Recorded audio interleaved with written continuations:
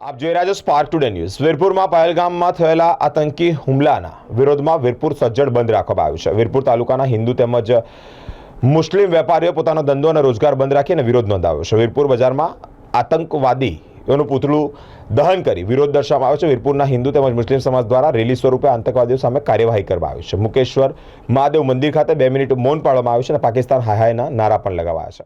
नीम का पत्ता कड़वा है, पाकिस्तान बड़वा है। नीम का पत्ता कड़वा है, पाकिस्तान बड़वा है। नीम का पत्ता कड़वा है, पाकिस्तान